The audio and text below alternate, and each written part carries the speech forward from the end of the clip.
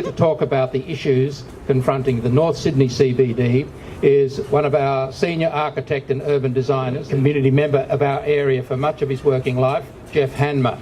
He is passionate about proper planning for North Sydney and what opportunities for civic space the Metro can provide for the city of North Sydney. Can I introduce Jeff Hanmer?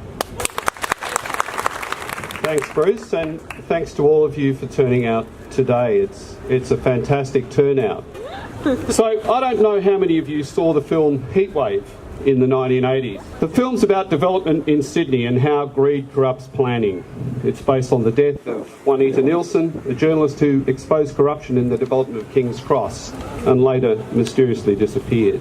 In a crucial scene, the developer points to a photograph of one of his buildings and says, "It's as ugly as sin, but it made me heaps." This is still the story of Sydney planning. Developers are still making heaps from bad buildings that break planning rules. Ted Mack, who sadly died earlier this week, was elected Mayor of North Sydney in 1980 on the back of community revulsion over high-rise development. Ted was incensed that 3 new high-rise buildings had been approved in Neutral Bay, completely at odds with the scale and character of the place and the planning rules. Doubtless these buildings made their developers heaps.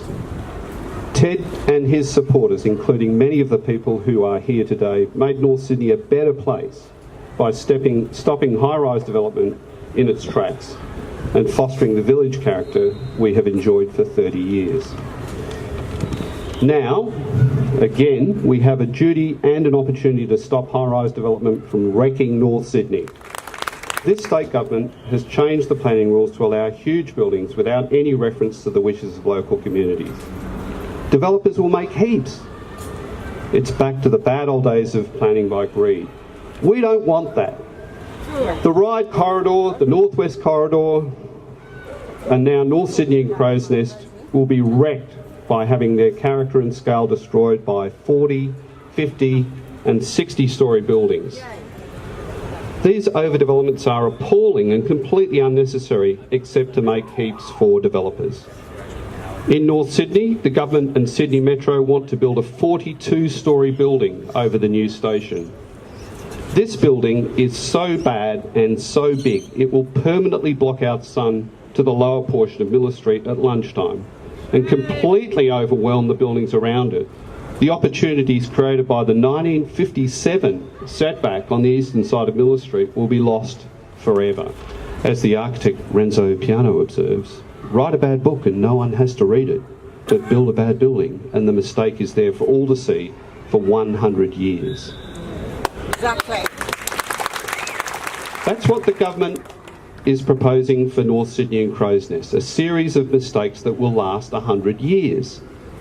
The government does not seem to care, but we care and we won't let it happen. The current Premier should understand that these Sydney Metro mistakes will be a series of giant millstones around her neck if she lets this overdevelopment proceed. The government's goal in planning should be to improve public amenity and to provide something for future generations to enjoy and admire. They should definitely not be trying to make heaps for their mates. There are plenty of ways to capture value that will help pay for the Metro without overdevelopment. Melbourne and many other cities around the world do it better. They respect the scale and character of their cities, and so must this government.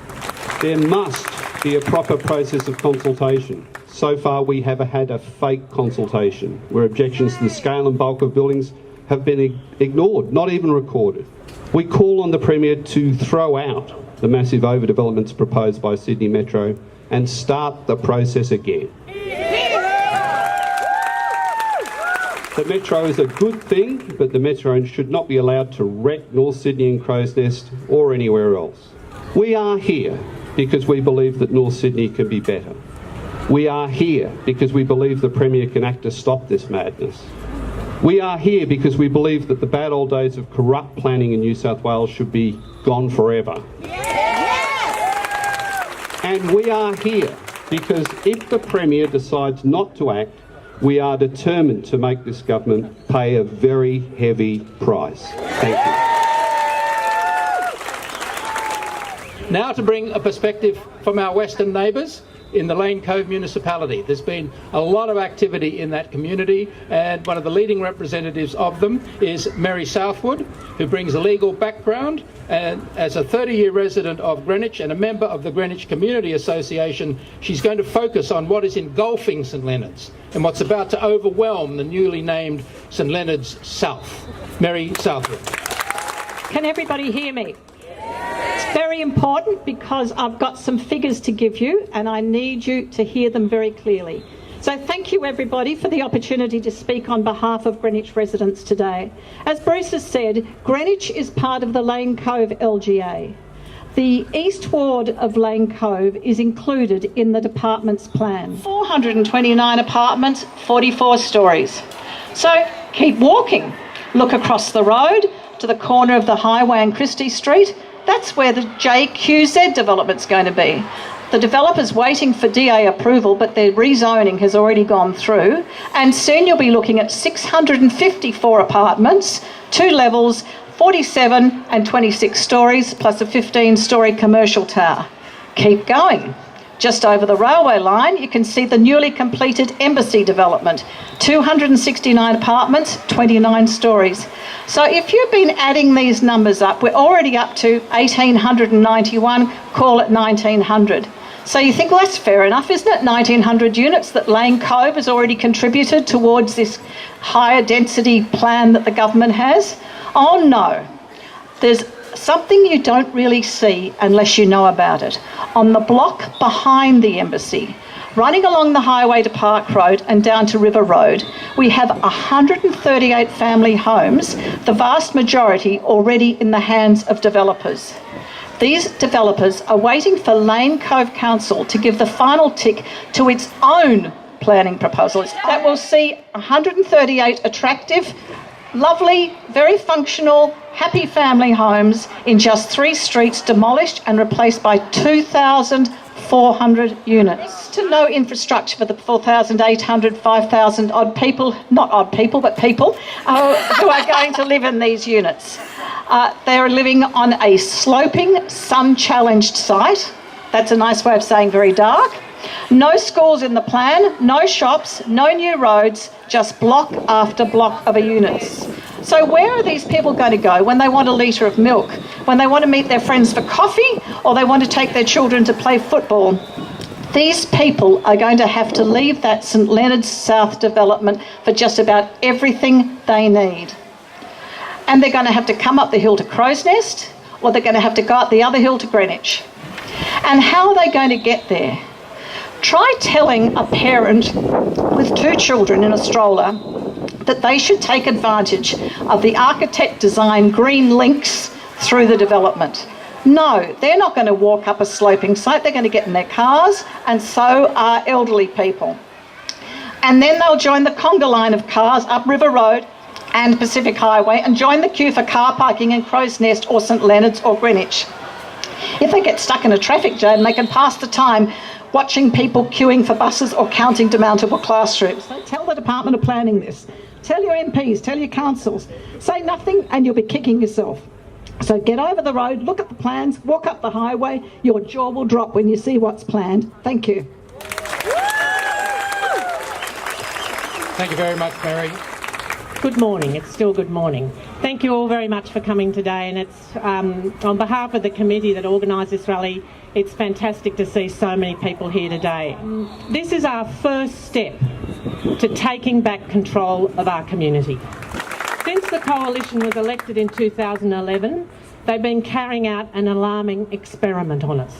They've been attempting to transform Sydney from a low-density city into a very high-density city almost overnight.